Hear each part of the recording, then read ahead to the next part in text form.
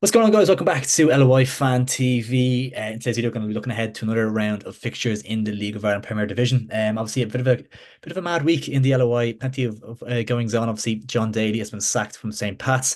Stephen O'Donnell has come in to Bowes as the assistant manager as well, and a couple of mad results we'll be touching on from Monday night throughout the video as well. But Luke, obviously joining us as per usual. Luke, how are you, man? Oh, good, Ross. Yeah, good to be back on. I'm sure we're not sure for talking points anyway. It's been a mad few days. No, it's been crazy. Yeah, yeah. We'll jump straight into the games. Anyway, we do have Derry City up first. They play host to Bohemians. Now, Derry obviously off the back of that 1-1 draw with Shels, they'd be disappointed to have kind of thrown that one away late. Sean Boyd with a late equaliser there to keep Shels at the top of the league. I think if Derry had won that game, they would have gone top themselves. Bows on the other hand.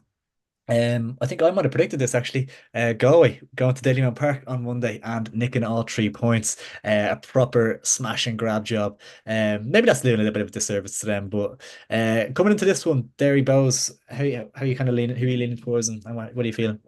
Yeah, you'd fancy Derry to be fair. Mm. Yeah, Bo's kind of 1 point from 2 games. I was at the game at Dalymount against Rovers on Friday, and yeah, kind of like as we talked before the game, like Bo's. Like they don't really have anything going forward. Like they're set up well by Reynolds and yeah, like that's probably as far as it goes. Like they counter attack and they get a moment or two and they bank on that to get them a result. Whereas Yeah. Derry kind of now you could speak better than me with the Shells game, but like they hit the post and they were winning until the final minutes. Like I said, I'll count themselves unlucky and Mm. they'll probably kind of go into Monday now off the back of that, kind of fancying their chances. So yeah, I'm going to lean towards say a 3-1 Derry win. What do you think? 3-1, nice, yeah.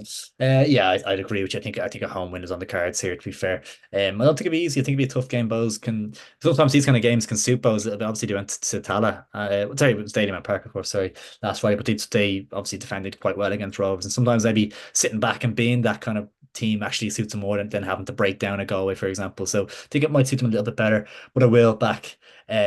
Yeah, I think I'll go for kind of a 2-0 Derry win. Like not overly cozy, but like a solid enough 3 points just to get them on over the line. And I think Derry will be like they have the players. I don't think there's any excuses from not to be in that title mix. I was looking at someone tweeted out after the Shells game. I think they were talking about all the players they have to like same kind of similar to Rovers as well. Like the bank of players that they still have to come back from injury. I think it was like Dummigan, Diallo. Just off the top of my head now, I think it could have been Jordan McAneff, and there's someone else as well. But like there's a lot of players still to come back from injury for Derry as well. So like they do have the squad depth to really go far and to really kind of challenge for this title.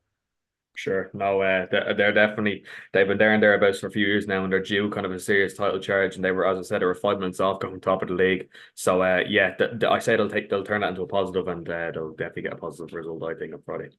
Yeah, yeah, for sure. I agree there. Galway up next, obviously off the back of that win, as we just discussed, they play host to Sligo, who themselves off the back of a fantastic win to kind of stop the little rot that they were in. They obviously turned over St. Pat's in what turned out to be John Daly's final game. We'll start off with the with Galway here. I guess the way Caulfield and Horgan had them set up is just that they're so difficult to beat. I think this game could have been a 0-0 in the showgrounds earlier in the season. But how impressive have you been with Galway? I think they're fourth or fifth in the league now. Yeah, like when you're predicting Galway's games, you're like, right, well, they're going to concede no more than one goal, and they're going Yeah, to score no more than one goal. So you're three results to bounce between. yeah, yeah, yeah, Yeah, yeah. yeah, no, they've been a breath of fresh air. Like as frustrating as they are to play against, like they're fourth in the league after 14 games, like, and they're well kind of Incredible, before conceding 7 goals in 14 games is a ridiculous stat.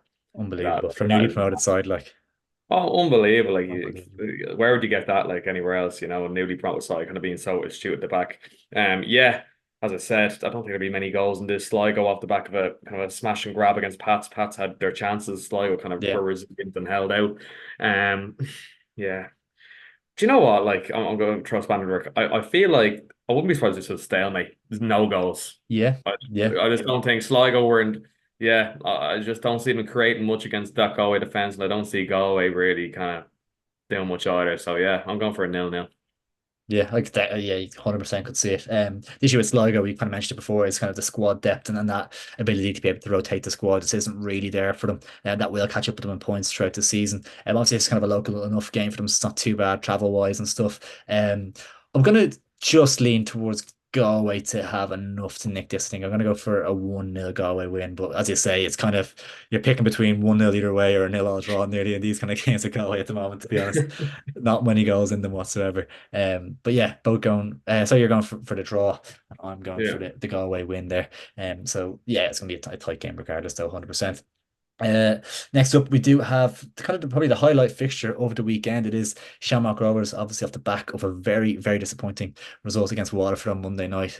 Great result for Shells and Derry, but terrible results for Shamrock Rovers. It was kind of an unexpected one as well. They play host to PATS, who are maybe one of the sides in the league you'd want to be getting at this stage. It's kind of hard to know whether just after the manager's been sacked, maybe there's a reaction due, or like maybe before they to get the new manager in, maybe he won't be there kind of thing. So it's kind of hard to know what patch you're going to get on Friday. But talk us through that Waterford game a little bit.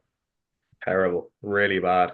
Definitely the worst we played this season. Like, I know I said against Hughes that was the worst we played when we lost it, but this was way worse. Like Leon Paul's really bad mistake to make a 1-0, came out to claim the ball, end up hitting it to his own net, and then Sean Kavanagh failed to clear a ball and end up resulting in a goal. Um, so yeah, it's just it was really sloppy, and you can kind of feel Bradley's anger after the game. Hmm. And Ferrugia and Byrne came on, and they gave us something different. I think they're kind of about ready to start now, so that'll really add to us Huge if they're boost, about to yeah. play against Pats. And then obviously Pats, like managerless Pats with Sean O'Connor in charge, like that's a very. I was reading some Pats fans saying that's even more controversial than sacking Daly, because obviously the middle finger incident back in the day with Sean Yeah, O'Connor yeah. for Rovers against Pats, and now he's their manager. So look, Mad. he's going to take a bit of convincing to win the fan base over. But as you said, you don't know with a managerless team, like we're sure we witnessed it earlier on the season with Bohemians Yeah. to win against Derry. So like yeah, well, I don't know what I think we will concede. I think Pats will also concede, but I have a feeling we'll get a reaction. So I'm going to say 2-1 Rovers. Yeah, yeah, it's fair. Yeah. Yeah, I guess the difference between that is kind of Derek Pender taking charge is like kind of a club legend at Bows, whereas as you mentioned, Mhm. Sean O'Connor is kind of a controversial figure amongst the Pats faithful. So I don't think he'll get much buy-in really from the fans. But yeah, it's a tough game to call. I do think we'll see a reaction from Rovers. Sometimes it kind of takes them a loss nearly to get up and running again. I think that I think last season obviously a couple of losses at the start of the season and they got going, and I think this year you might have had a defeat and then it went on a little run after it again. So sometimes it just needs that little reset. And obviously, as I mentioned, Byrne and Frugia coming back into the mix. You expect one or both maybe to start the game, which would be a huge boost for them. So yeah, I imagine Rovers should have enough to react here and pick up 3 points. But part of me is thinking it's gonna be a tough game. Pats obviously have a lot of quality in their own right. Would you be on you went 2-1, didn't you? Oh, 2-1 Rovers, yeah. Yeah, I think I'll agree with you. I got 2-1 as well. I could see that. Yeah, it's a good shout. Yeah, I think Rovers should have enough, and just that little bit of a reaction. Bradley will be kind of laying into them after that. Just a quick one. Obviously, mentioned Leon Pose there. Do you think he is he up to scratch? Like, is he good enough for Shamrock Rovers? Think the best way of putting it is how many other teams in the league would he start for, you know? And then Yeah, when you ask yourself that question, you say, well, he's not starting for Derry against a Brian, probably not starting for Bowles with how Traska's been playing. He he's probably looking wouldn't good. start for Yeah. Shells with Kearns, and he definitely wouldn't like start for Sligo with McGinty. So you're like, right, we're the best team in the league, and our goalie wouldn't start for half the teams in Would the he start league. ahead of Would he start ahead of Brandon Clark a goal? We probably know. Ugh, Uh, well, you wouldn't put him in on no, recent form, would you? And don't how think he did Brendan it. Clark's playing, and even like yeah, even your likes of Sam Sargent's at Waterford, like you probably put Leon Post on par with that, like Yeah, yeah, which is a shame. But like that, it's early days. It's very hard to judge a young goalkeeper coming in. But at the same time, there's been like even against Bowles, like for the goal we conceded, it's like happened a few times. Yeah, he's failed to clear the ball, and against Pats it's happened, and it's just like it's getting to the stage now where it's like, look, we actually have a league to win here, like, and yeah, it's happening on regular occurrence. So I don't know, it's definitely one for Brady to have a think about. Does he want it? Because if he drops him, it'll kill his confidence. And I yeah. kind of think that, like Lee Stacey's the solid first division goalie, but like, is he up to it? We don't know. So it'll be Probably interesting not. to see what Yeah. Brady does. Does he stick or twist? Yeah, I I wonder if it's something he's keeping an eye out for, and like maybe the loan market in the summer or something pops yeah. up. I'm surprised. I always thought Ed McGinty would end up at Shamrock Rovers. Actually, I'm surprised he might. Obviously, he's a Sligo lad, so going back there probably made sense for him or whatever. But always had a feeling that he would end up at Rovers for some reason. Well, he's only So on loan until June or July. is he? Yeah, yeah, So he goes back to Oxford then. So it'll be interesting to see what we do if we're still in the position then where we're like, right, actually we need to make a change here. I can yeah, imagine yeah. we up at the list. So yeah. because sometimes with those loans as well, it's kind of like get them back in June or July for their own pre-season with Oxford. So maybe he's in their plans ever. It's just hard to know. So yeah, it'd be interesting to Mm. see how that kind of pans out. But yeah, I was always kind of from the start of the season. I thought Rovers were going to get somebody else in, and when they signed Stacey, I was like, okay, is he coming in as a number three here or something like I never really fancied Pauls. I think he always has a mistake in him, and it could end up potentially kind of costing Rovers valuable points in the title race, which is yeah far from ideal. But yeah, we'll see how that one pans out. Could be interesting to see if Bradley does dip into the market in summer for a goalkeeper. Next up, we do have Shelburne against Drogheda. Now, Shell's obviously off the back of that draw against Derry, as we previously mentioned. Sean Boyd with a late equaliser, fantastic finish, great ball in from Will Jarvis as well, and that little bit of quality from Shells just shows that they get results from kind of tough places and tough away days and stuff. They have that little bit of a bit of class about them. I think it's only one or two wins in the last 8 games, which just isn't great, but looking at the league table, still top of the league, and can have no complaints to that really. Yeah, as you said before the game, you'd buy their hand off for a draw, and you got a draw, Yeah, so it doesn't matter how you get it. Even the fact that you got it in the last minute, it makes it even better because you're like smash and grab, good yeah, form. Like obviously you did a disappointing result against Dundalk on Friday night, but look, you before the Derry game, these are 2 points clear. Now these are 3 points clear, so yeah, happy days. And as Duffer says, like he always alludes back to it that Derry Shells have no place to be near Rovers and Derry, and they're what did yeah, he say? They're like a bad smell. yeah, like a bad smell to the top or something. Yeah. It's great, isn't he? The celebration was brilliant as well, wasn't it? They're like a Yeah, bad smell. Hard to disagree with them, but yeah, yeah, yeah. So look, Drogheda at home, they're coming off a good result against Dundalk, so they'd be. I'd say there's less pressure on Drogheda to get a result here based off the fact they got the win against Dundalk. Kind of gives them a bit of breathing little, space. yeah. Like now they're 5 points clear, so I could see a Shells win. I'm gonna say I'm gonna go for it. I know all the games have been reasonably tight this season, but I have a feeling Shells are gonna get a good result here. So I'm gonna say 3-0 Shells. I just have a feeling. Wow, that'd be huge. Drogheda always seem to be a kind of a tricky enough side for Shells. I think we drew 2-0 with them earlier in the season. I think that was actually a late Boyd equaliser as well in that one. Hmm. A late equaliser there. So yeah, Drogs can always be a tricky side. And they'll be absolutely buzzing after that Loud Derby win. It was a Hmm. fantastic game and it looked like an absolute cracker. The fans were fantastic and yeah, it looked like a really good game, a competitive game. And obviously they nicked it in the end, which gives them a massive boost. But you wonder if maybe kind of that adrenaline dump after such a late win and kind of given so much into that game, maybe there's a slight kind of drop off maybe from that. You could potentially see it 100%. So yeah, I will agree with you that Shales should claim 3 points here, but I think it'd be a little bit narrower than what you're saying. I'll go for a torn between one or two. I'm hoping Shales can keep a clean sheet. Um, but Drogs are like fans pros getting up and running a few goals and stuff as well, which gives them that little bit more of Hmm. a threat, I guess.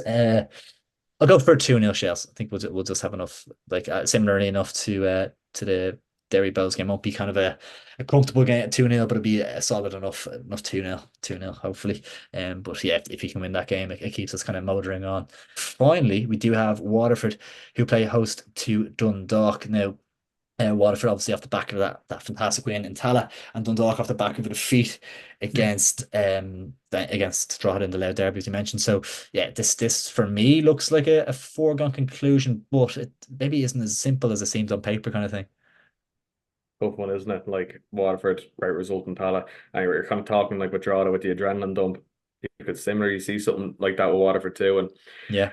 I say Dundalk will not be happy to the fact that they went to draw and lost the game, how they lost it. So I wouldn't be surprised if Noel King got a reaction from them. Like, Like they've not been bad since he's come in. They've got like no, 4 points from the they've, 3 games and they've been quite good. It's definitely an improvement. Like yeah, for sure. Like beating Bows, holding yourselves, and then obviously losing it late to draw. Like it has been bad. It's been much improved. And so I suppose like obviously logic tells you the Waterford to win this game, but I just have a feeling, you know yourself with how the leagues went this mm, season, that there'll be a yeah. bit of adrenaline dump for Waterford and a bit of a reaction from Dundalk. So I'm probably gonna say 1-1. I'm feeling there. Yeah, I think this will be a draw. I don't mind that. I don't mind the draw. Yeah, yeah.